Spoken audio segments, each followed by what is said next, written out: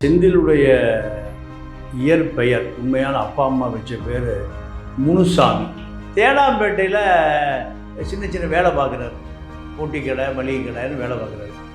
பார்த்துட்டு தனியார் மதுபான கடைக்கு வேலைக்கு வர்றாரு. இந்த படப்பிடிப்பில் தவறி விழுந்து தண்டுவடம் பழுதாகி போச்சு. 16 வருடம் கழிச்சு 10 வயசில் காணா போனவர் 26 வயசு 27 வயசில் அந்த ஊருக்கு போனார்.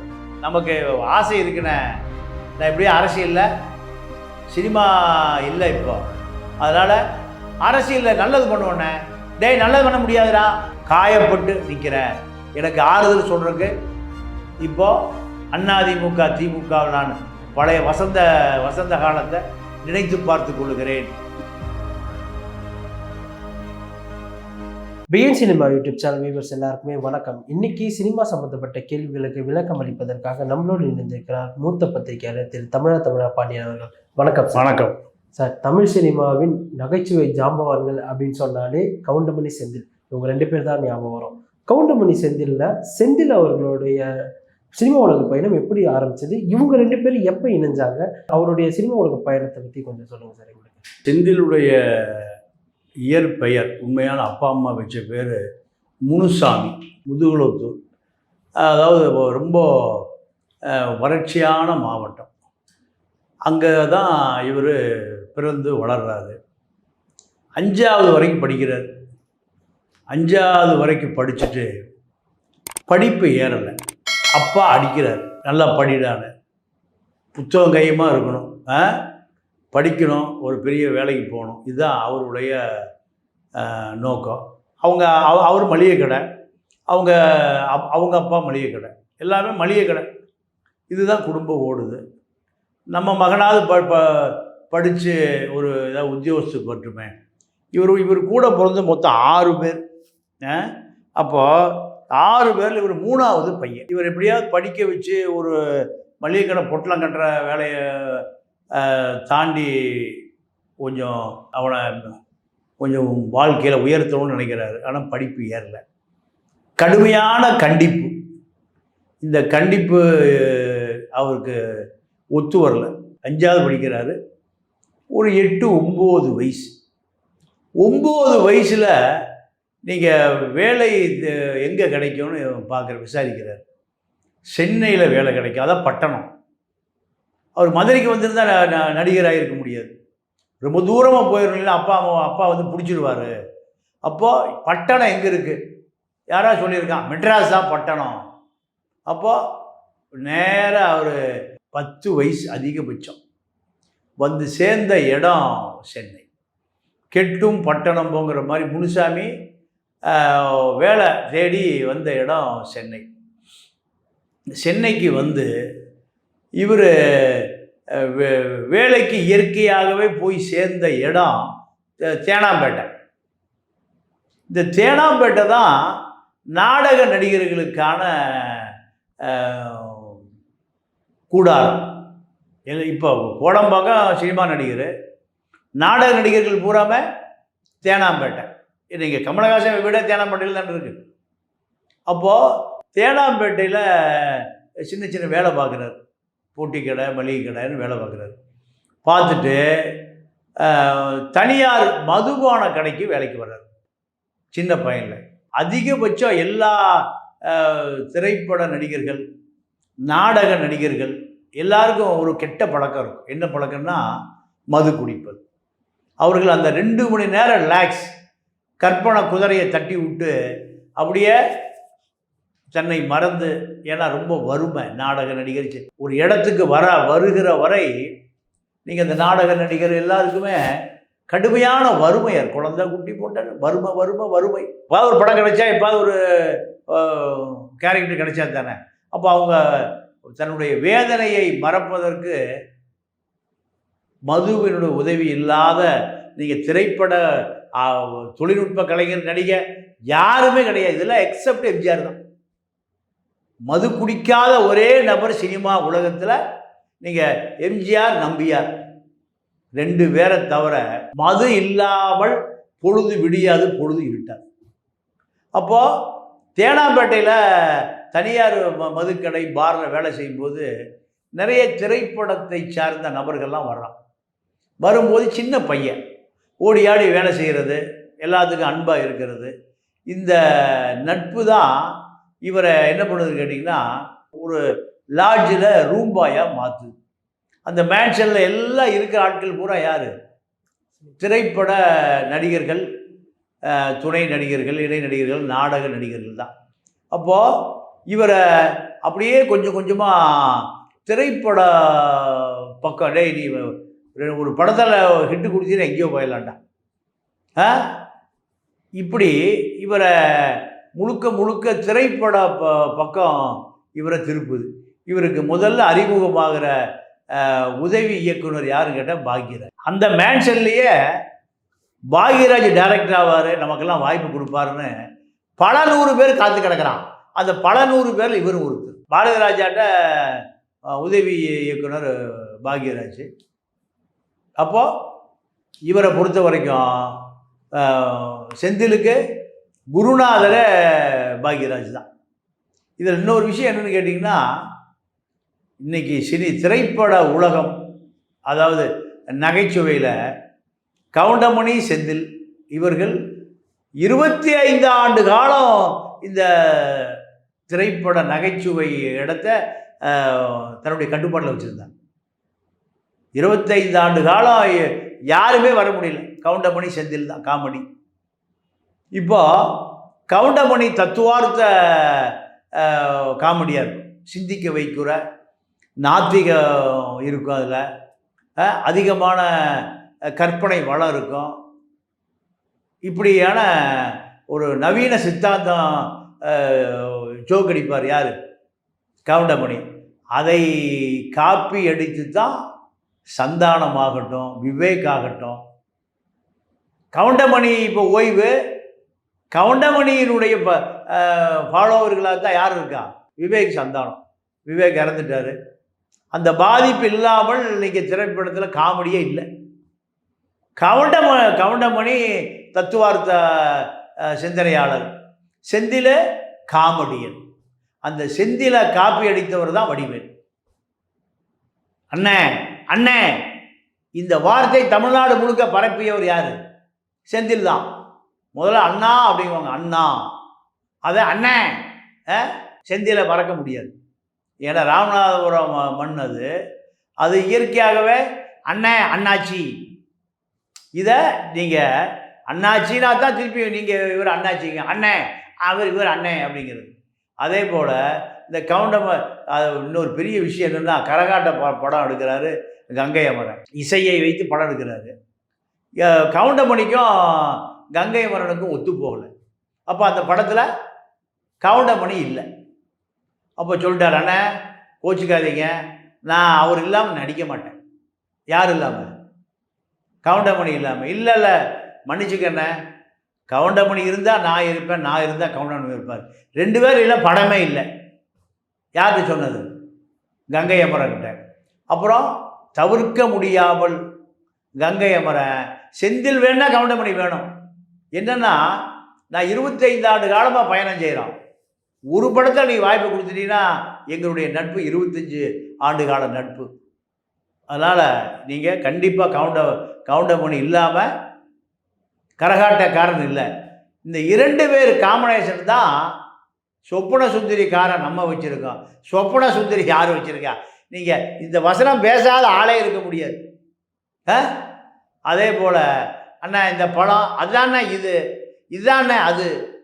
ஏண்டா ஒரு பழம் வாங்கிட்டு வந்தால் இன்னும் 2 பழம் வாங்கிட்டு இன்னொரு பழம் எங்கடா, அதாண்ணா இது. அப்போது தமிழ்நாடு முழுக்க கிராமம் பட்டி தொட்டி எல்லாரும் சிரித்து சிரித்து ரசித்து சிரித்த 2 ஜோக்குனா, சொப்பன சுந்தரிக்காரன் நம்ம வச்சுருக்கேன், சொப்பன சுந்தரி யார் வச்சுருக்கிறது ஒன்று. 2 பழம் வாங்கிட்டு சொன்னான்டா, ஒரு பழம் இருக்குடா, இன்னொரு பழம் எங்கடா, அதானே இதுதானே அது. அப்போ இந்த கவுண்டமணி செந்தில் காம்பினேஷன், அதாவது இயற்கையாகவே 25 ஆண்டு காலம் கிராமங்கள் முழுக்க திரைப்படம் கவுண்டமணி செந்திலுக்காகவே ஓடிச்சு. அது குறிப்பாக செந்திலுக்காகவே படம் வந்து செந்தில் இல்லாமல் படம் இல்லை. இதுதான் இவர்களுக்கான முதல் படம். அதாவது சின்ன சின்ன வேடத்தில் நடிக்கிறார் நாடகத்தில், சினிமாவில். முதல் படம் 1979 கோவில் இரு தீபங்கள், கோவிலில் இரு தீபங்கள். 79 தான் முதல் படம் நடிக்கிறார். அப்போ இதில் இன்னொரு பெரிய விஷயம் என்ன கேட்டிங்கன்னா, 15 வருட காலம் ஊர் பக்கமே போகலை. வைராக்கியமாக இருக்கார். ஏன்? பெரிய செல்வாக்கு, பணம் எல்லாம் சம்பாதிச்சுட்டு தாண்டா ஊருக்கு போகணும். ஊருக்கு போனால் ஊரே நம்மளை நின்று வரவேற்கணும். ஊரே நம்மளை வரவேற்கணும். ஊரில் சொல்லாங்கலாம் ஒடியான்ட்டான். இப்போ அந்த ஊரே நம்மளை வரவேற்கணும். இது எப்போ நடக்கும்? அப்போ தான் அந்த ஊருக்கு போகிறது. இதுதான் அவருடைய வைராக்கியம். 1983 மலையூர் மம்பட்டியான் அதில் நடிக்கிறார். நடித்த பிறகு தான் செந்திலை திரைப்பட உலகம், காமெடி உலகம் அத்தனை பேருமே அடையாளம் கண்டு கொண்ட படம் மலையூர் மம்பட்டியான். 83 மலையூர் மம்பட்டியான் முடிந்த பிறகு என்னுடைய ஆசான், என்னுடைய நண்பன், எனக்கு அப்பா அம்மா எல்லாம் என்னுடைய மனைவி தாங்கிறார். என்ன காரணம்னா, நீங்கள் ஒரு கொடைக்கானலில் ஒரு படப்பிடிப்பு, அந்த படப்பிடிப்பில் தவறி விழுந்து தண்டுவடம் பழுதாகி போச்சு. 7 வருட காலம் திரைப்படத்துக்கே போகல. 7 வருட காலம் மருத்துவம், படுத்த படுக்க தான். முதுகெலும்பு தான் மனிதனுக்கு முக்கியமான ஒரு உடல் கூறு. அப்போது இதை கூடவே இருந்து டாக்டரா, நர்ஸா, அப்பாவா, அம்மாவா, பொண்டாட்டியா, பிள்ளையா பார்த்து கொண்டவர் அவருடைய மனைவி கிடைச்சி. அதனால தான் எனக்கு நண்பனா என் பொண்டாட்டி தாயா, அப்பா யார், என் பொண்டாட்டி தான், அம்மா யார், அண்ணன் தம்பி எல்லாம் 7 ஆண்டு காலம் கொஞ்சம் கூட மன வருத்தமின்றி அவரை பார்த்து மீண்டும் நடமாட வைத்ததில், அதாவது டாக்டரை விட, கடவுளை விட என்னுடைய மனைவி தான் எனக்கு உயிர். இதுதான். நீங்கள் ஒரு காமெடியனாக இருந்தாலும் ஒரு மனிதாபிமானமாக மனிதர்களை சென்டிமெண்ட்டாக டச் பண்ண வசனம் இதுதான். என்ன காரணம் கேட்டிங்கன்னா, இதுதான் அவரை மீண்டும் நடமாட வைத்தது. இதற்கு பிறகு தான் இவர் நீ லால் சலாம் உட்பட ஒரு 350 படத்தில் நடிச்சிருக்கார்.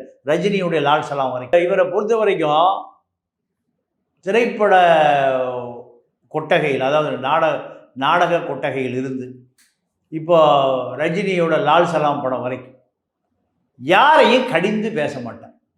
நீங்கள் ரூபாயா இருந்த காலத்தில் உதவி இயக்குனர், உதவி நடிகர், டே அது வாங்கிட்டு வா, இது வாங்கிட்டு வா, சிகரெட் வாங்கிட்டு வா, சாப்பாடு வாங்கிட்டு வா, மது வாங்கிட்டு வா, சோடா வாங்கிட்டு வா, சிக்கன் வாங்கிட்டு வா, அத்தனை பேருக்கும் நீங்கள் எந்த விதமான மன வருத்தமின்றி எப்படி அவங்களுக்கெல்லாம் எதை கேட்குறாரோ அடுத்த நிமிஷம் வாங்கி கொண்டு கொடுப்பார்.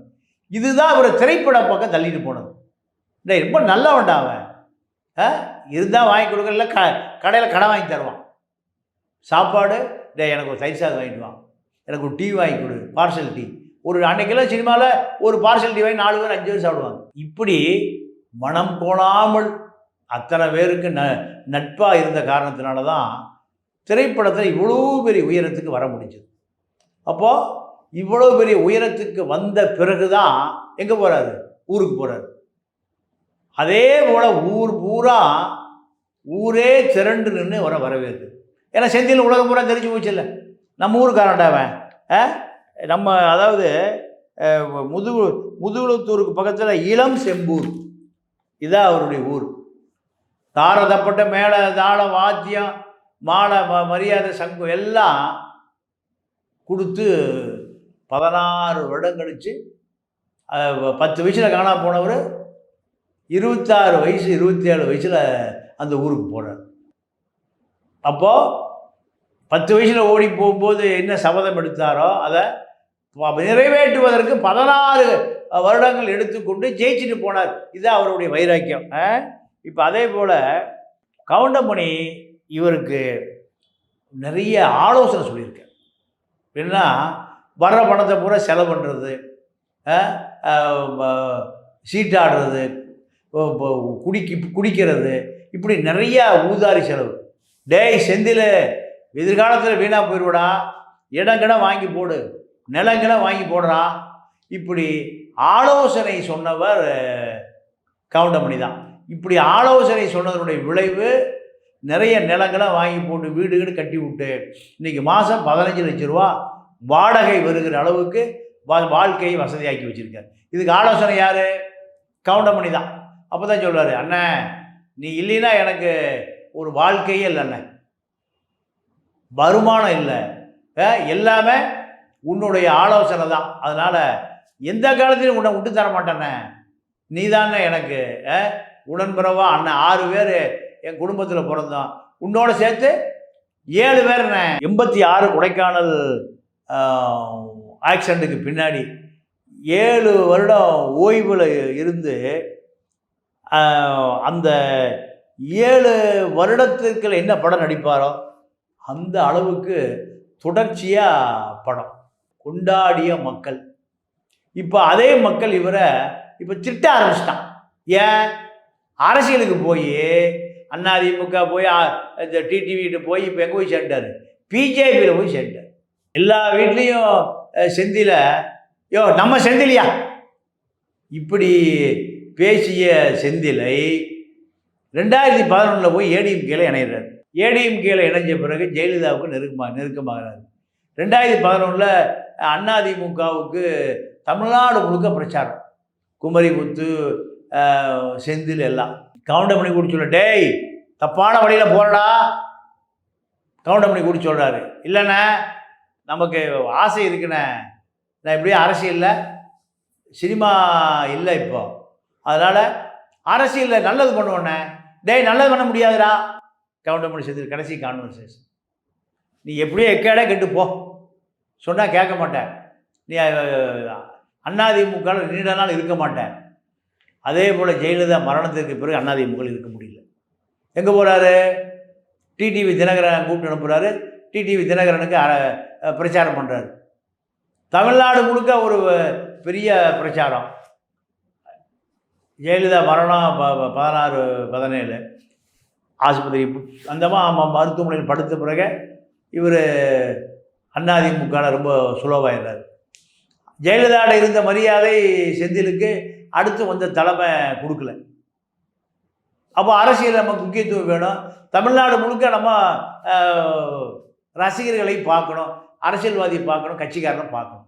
இது இயற்கையாகவே அவருக்கு ஒரு ஆர்வம். இப்போ கூட்டமாக சேர்ந்துட்டே இருக்கணும், கூட்டமாகவே இருக்கணும்.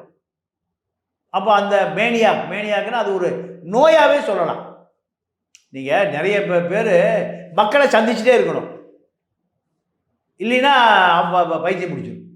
அரசியல்வாதிக்கு அதுதான் நிலைமை, சினிமா நடிகர்களுக்கு அதுதான் நிலைமை. அதில் செந்திலுக்கு அப்போது அங்கேருந்து அமமுக போகிறார். தினகரன் குக்கருக்கு வாக்கு கேட்குறாரு. தினகரனுக்கும் இவருக்கும் பர்சனலாகவே கருத்து வேறுபாடு வந்துருக்கு.